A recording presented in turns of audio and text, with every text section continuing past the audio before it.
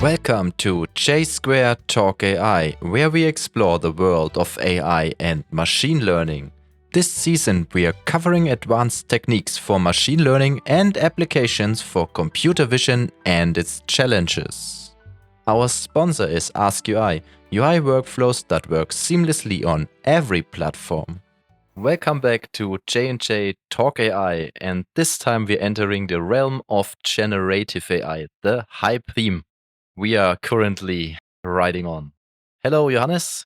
Hi, nice to be back. So, when we're talking about generative AI, there are a lot of applications right now, and I think we have to narrow it down a little bit. So, I will ask a specific question about one specific thing I'm currently excited about, and it goes about image to image translation. What is image to image translation? First of all, it's not text generation, which I'm always happy that we're not talking about that. Yet another GPT podcast. No, image to image is the research field or application field where we take an image, we do some magic with it, and then something comes out of it. But it is, again, an image. Okay, that's really abstract. So do we have something we can really applicate that to? Yeah, one thing that people like to do is, for example, do Snapchat filters, right? Take my face and make it look like a goofy little dog or something like that. And that would be an image to image task. And just in general, like we're talking about, for example, like deep learning only solutions. One of the earliest things I came in contact with was something called style transfer, where you would take an image and then take another image, like a painting from Van Gogh or something, and then say, hey, take my image and make it look like it was painted by Van Gogh, and then use learning model to our neural network to generate an image that looks like that. Could I also take my picture of myself? You can.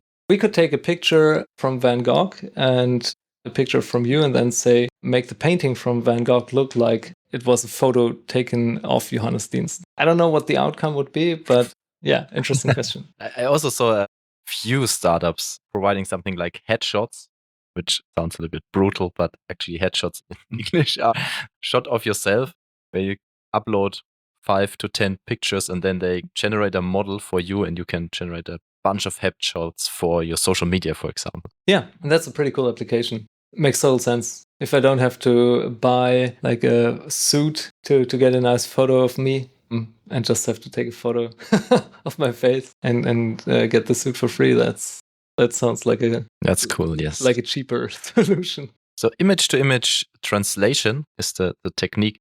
And I remember Adobe made a lot of buzz a few weeks ago where they said, yeah, you can now do image editing by just selecting an area and remove something or add something.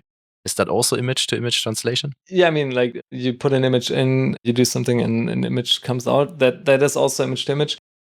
I think like one of the main buzzwords and something that Adobe has been doing for quite some time now is something called in-painting, where you would, for example, remove an area of an image. Like, for example, you take a picture of yourself and in the background is like some industrial chimney or something you don't want to be there. Then you kind of mark it as something you want to have in-painted. And then you have a model that can take the context of the image, or maybe also some conditioning, like a word you say or a text where you describe what you want to have filled in there, and then fill this area with the respective content. And that's been done for quite a while, but most recently it's again gained popularity due to models like Stable Diffusion, because there you have a lot of control how the in-painting actually happens and what you see in those areas. You mentioned Midjourney, so we will come to that later. Actually, I decided just right now. There's another thing I really think has a practical application. So I think it's called super resolution or upscaling. I know it under upscaling. In my research, it came up with super resolution. So I take a small picture and upscale it to 4K, for example. Yeah.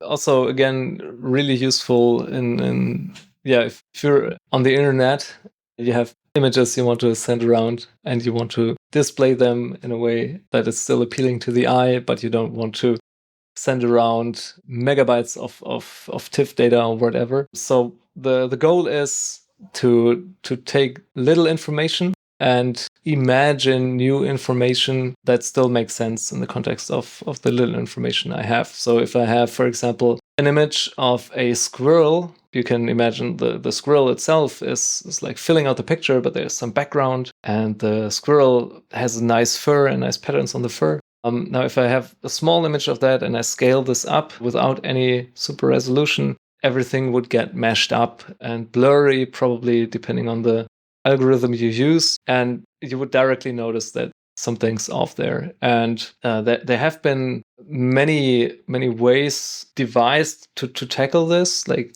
taking a look at textures, frequencies that you can observe in the Fourier spectrum of the image, and then try to scale that up without losing this kind of frequency information. But that you always have to handcraft like which frequencies are important, like the fur of the squirrel, very high frequency information, but the background is blurred, so there's only low frequency information. So I don't want this to get noisy while upscaling.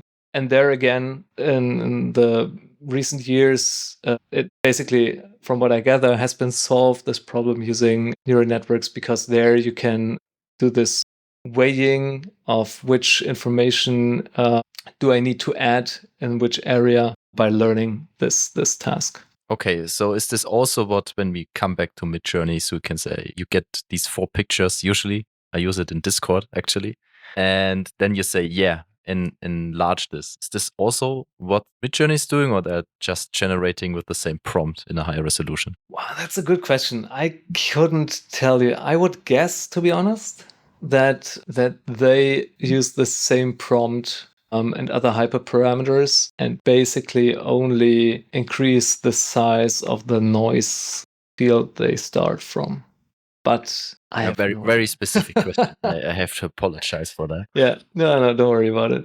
It's an interesting question. I would like to know that. So when I researched super resolution, there was one specific problem they mentioned. Maybe you can shed a little bit of light on that.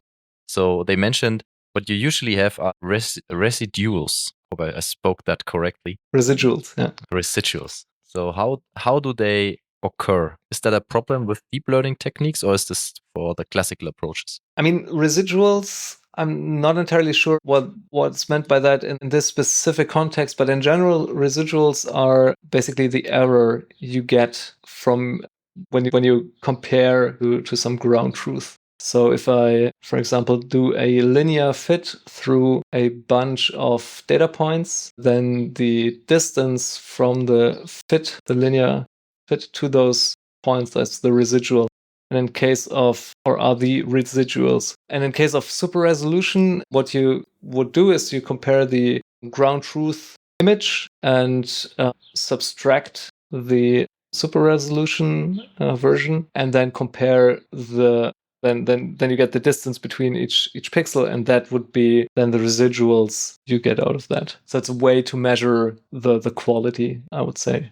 It's not a good way. We can dive into that as well. But yeah, if you like, it's a way. Sure. Sure. Okay, If you can explain it, then go on. No, so I mean, what I described basically is calculating the L2 distance between all the image pixels. So RGB values, basically, you have 3 values per pixel, and you can interpret this as vector, and then you compare vector distances, get a magnitude, and that's a scalar value, and then you can sum over those, and then you have like a loss value to optimize for example. And the problem you have with that is that what you learn as neural network is to be very smushy when in your image generation. So this encourages you to make blurry images, because you always want to learn the distribution over the entire data set. So the easiest way to start out is to just generate the mean of all data. Then you're on average pretty good, right? And then start learning to generate the images based on the inputs better and better. And the L2 loss, because of its quadratic nature, makes it so that images are more blurry. But there are better ways to get more realistic looking, more crisper images. For example, using perceptual losses, comparing not RGB values, but other features that you can generate and then also differentiate.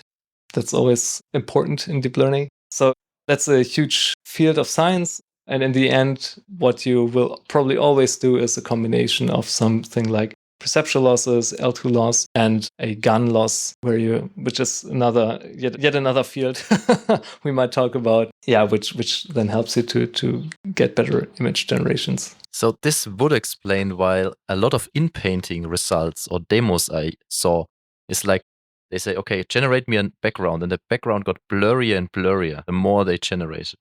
Is that the effect you're describing? I mean, I would have to know what the model was trained on, but basically, yes. If you only trained your model on an L2 signal where you put, this so subtract pixel values and then build the quadratic mean over it, that would result in more, what did I say? Yeah, blurred image generations. Okay. Thanks for the detailed explanation, Johannes. So we will split the episode up here and talk about generative adversarial networks the next episode, and also nerves, neural radiance fields. Until next time. See you then.